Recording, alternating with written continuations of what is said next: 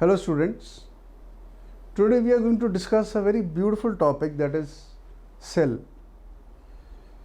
Cell is the basic fundamental unit of life, and I believe it has been fascinating human beings since time immemorial. And when you were kids in class 1 up till 10th, you have been making beautiful models of cells. I've been visiting various schools and beautiful thermocol models have been made by students of animal cell, plant cell, with beautiful colorations of nucleus, cell organelles, cell membrane, cell wall. So it has been a fascinating thing. But let's start that how the cell initially was discovered, and then we go ahead into the details of the functions of cell it is performing. Believe me, it's one of the most interesting topics of biology and one of the basic things. If you understand this cell, rest of the biology becomes beautiful subject. So let's proceed further. Cell is structural and functional unit of all living beings. Whether it is single-celled amoeba, whether it is single-celled bacteria, whether it is plant, bryophytes, the ferns you see in the garden, the pteridophytes, even human body is made up of trillions of cells. So all living beings are made up of basic units known as cells. So cells are structural and functional units of all living beings. My body is made up of trillions of cells, and the whole functioning of my body depends upon the cell. All life processes depends upon the cell. A cell is defined as the smallest basic unit of life that is responsible for all life processes. Now, life processes include metabolism, the biochemical reactions going inside the cell. Till the biochemical reactions are going on, we are living. The moment these biochemical reactions stop, we are dead. So life processes depends upon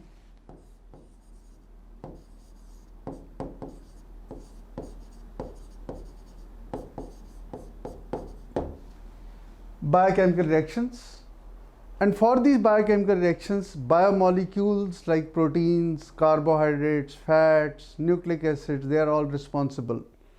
So they are known as building blocks of life.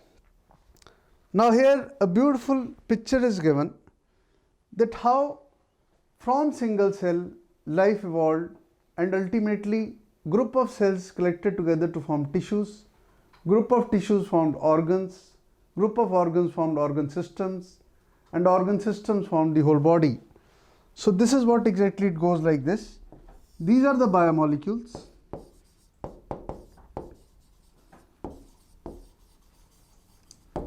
As you proceed in the lecture, I'll talk more about biomolecules, but for the time being, proteins, carbohydrates, fats, nucleic acids, they are all biomolecules. So these molecules, along with other inorganic molecules, they collectively formed the cell during the course of evolution.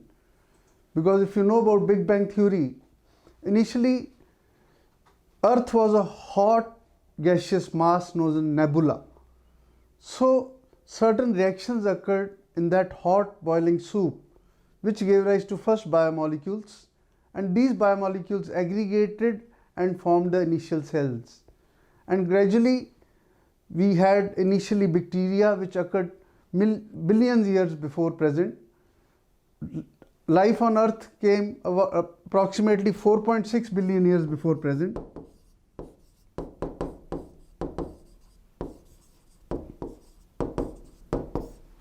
This is the life of Earth, and approximately 3.5 billion before present,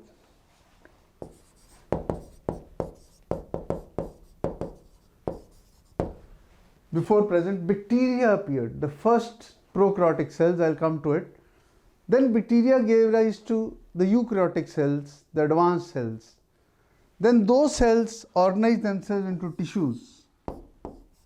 So this is cells organized into tissues, then tissues organized into organs, organs formed systems, and systems formed the whole body, and then population and the whole communities were formed by cells. Cytology, it is the study of form, structure and composition of cell.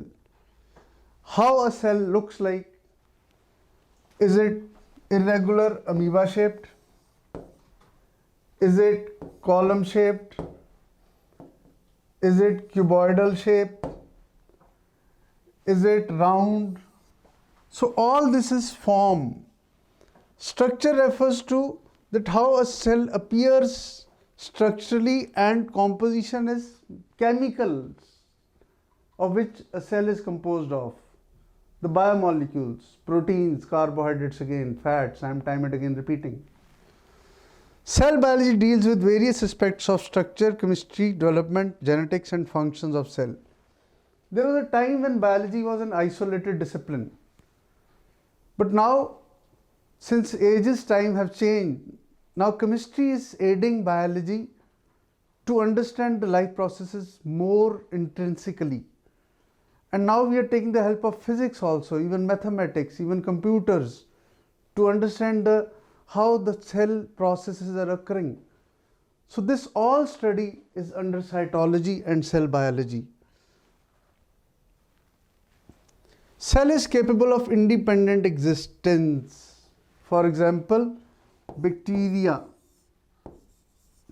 amoeba, paramecium, euglena, trypanosoma, all these are single-celled living beings which can independently exist.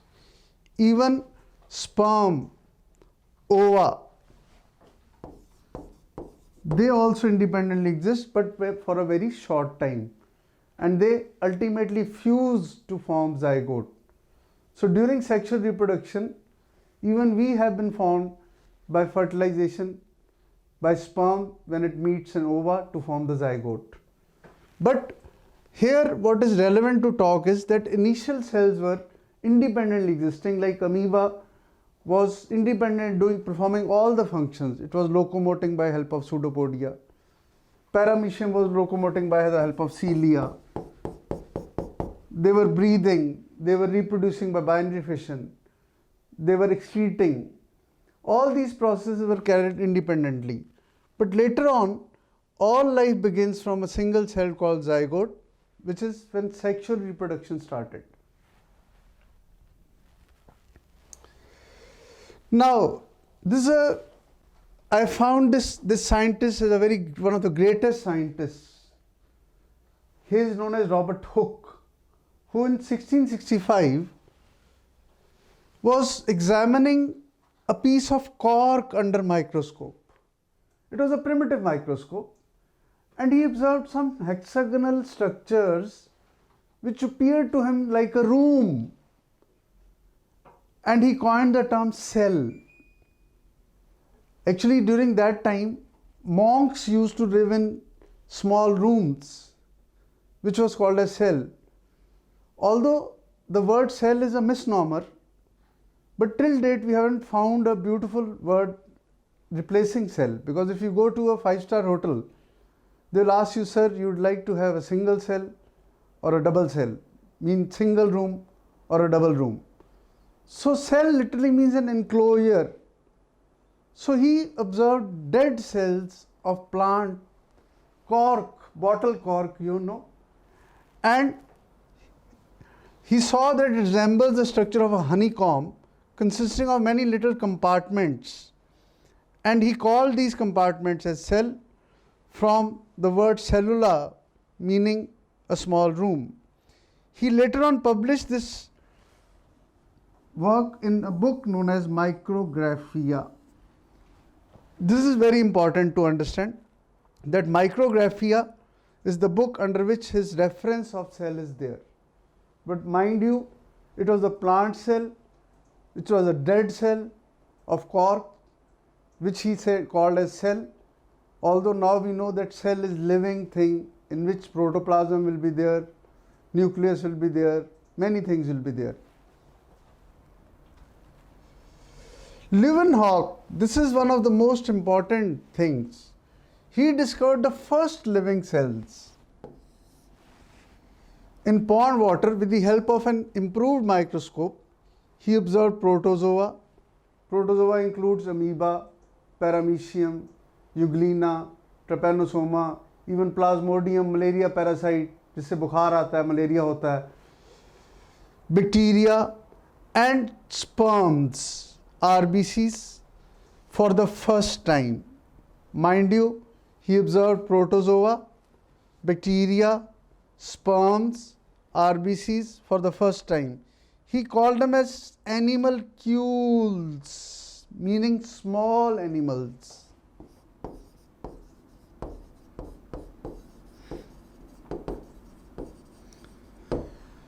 Because at that time things were not that clear, so using the word animalcule was that small animals, because they had independent existence. So but later on we found that they were not true animals, but still we give credit to Leeuwenhoek that he observed the first living cells. Mind you, remember this thing, Robert Hooke observed dead cells, Leeuwenhoek observed the first living cells in pond water. Purkinje coined the term protoplasm. Proto means first formed fluid.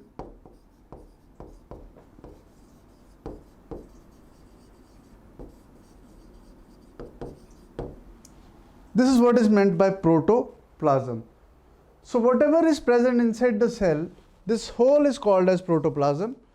Later on we will see that this protoplasm will be further divided into cytoplasm and nucleus. But whatever jelly-like substance Purkinje saw inside the cell, he called it as protoplasm. Now this is a compound microscope which you usually find in your labs. You will find in the compound microscope the lenses, there is written 10x, 40x, 100x. So this is a resolution. I mean, how many times bigger a cell can appear is what is represented by this x. Normally a cell is 10 to 20 micrometer. So if you magnify it 40 times, you can very clearly see a cell under microscope, compound microscope, but only a few things will be visible under compound microscope. Later on, as discovery went on, now we have electron microscope which has a resolution of 1 lakh times. So you can imagine that how bigger a cell will appear. That is how, by the technique, after improvement of techniques of cell biology, of microscopy, we came to know about various cell organelles, that how they look like, what is their function, etc. Now, there were two scientists, Schleiden and Schwann. Schleiden was a botanist. Botany, study of plants, and zoology, study of animals. So both of them, they gave a cell theory. So they proposed independently that all plants and animals consist of cells. This finding formed the basis of cell theory, which states that all living things are composed of cells. All cells are basically similar in chemical composition and metabolic processes. Now, what are metabolic processes? Metabolic processes are anabolic, building up processes, and catabolic.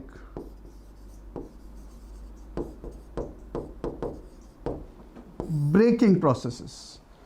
Sum total of anabolism and catabolism is what is known as metabolism. Now you will be asking that, sir, what is building up processes? For example, in your body new cells are being formed, new biochemicals are being formed, amino acids join to form proteins, fats are being synthesized, lipids are now nucleotides are being synthesized. These are all building up processes, building up reactions. Now, Glucose is broken down into carbon dioxide and water in the presence of oxygen. This is catabolic process. So sum total of anabolic and metabolic processes, what is known as catabolic and anabolic process, what is known as metabolic process. So initially this was, I believe, a very good contribution of Schleiden and Schwann, because initially we thought plants were not living. But these scientists made us understand that plants, animals, both have same processes, basic processes are same, basic structure of cell is same, with some differences. For example, we'll talk that plant cell has cell wall, animal cell do not have cell wall. But apart from little bit differences, otherwise all basic reactions are same. All cells have DNA, all cells have proteins. So this is what we'll be basically talking in future as we go ahead into the details of the cytology, that is cell biology. Then this was a scientist, Rudolf Virchow, who said omnis cellula la cellula. Omnis cellula a cellula means cells come from pre-existing cells. My dear kids, till date, even we have become so modernized, the research has gone to such an extent, we have been able to do biochemical reactions inside the lab. We have been able to synthesize DNA, RNA in the lab, various biomolecules like proteins, fats, etc. in the lab. But till date, we have not been able to synthesize cell in the lab. And that will be one of the days when we make cell. Maybe that day we have to believe in God, that something supernatural will occur, that cell is created in the lab. But till date, mind you, we have not been able to create cell in the lab. So Virchow's statement is very, very right, that cells arise from pre-existing cells. Cell cannot arise as such in lab. Cell cannot arise spontaneously. It has to have some parent cell which will divide to form new cell. So cells arise from pre-existing cells. This is what is Virchow's statement, and a very nice statement given by him.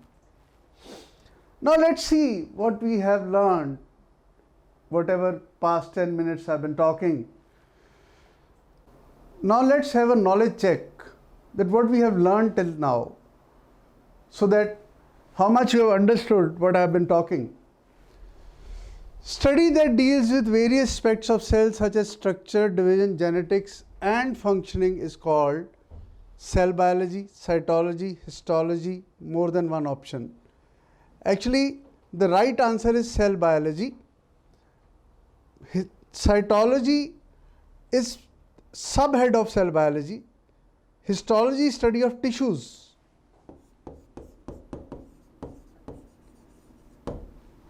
So this gradually we'll learn.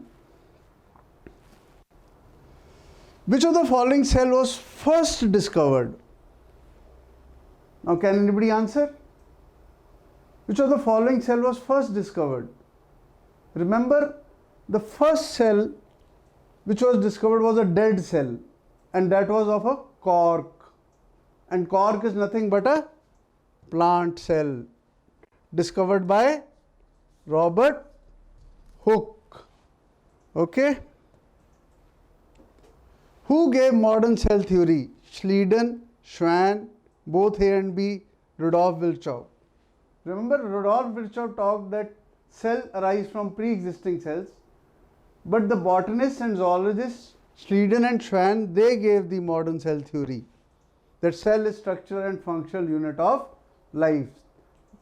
All living beings comprise of basic units known as cell. This is what cell theory they talked about. Who discovered the first living cell? Remember me talking time and again, the first living cell was discovered by Leeuwenhoek in pond, and that was bacteria protozoa. Then he discovered under microscope RBCs, sperms, for the first time.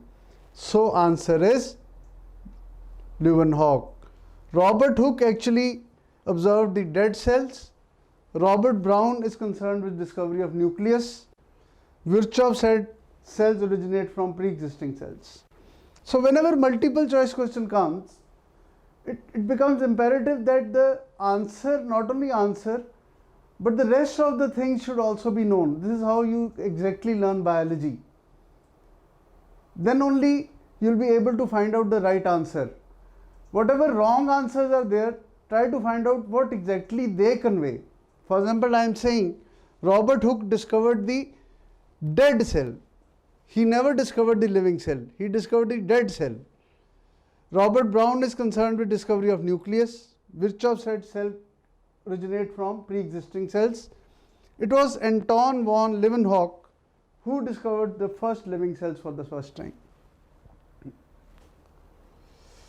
Which of the following statement about given figure is incorrect? Now most of the students in hasty things, they do this questions wrong. Whenever the question comes, which of the following is incorrect statement? So first I'll request you to underline the word incorrect so that it clicks into your brain that you have to find out the incorrect statement from this figure. It shows network-like structure observed by Robert Hooke. It is okay. It shows living cells. No. It shows dead cells. This structure led to discovery of cell. Very right. So obviously the right answer is B, that it shows living cells. It shows dead cells.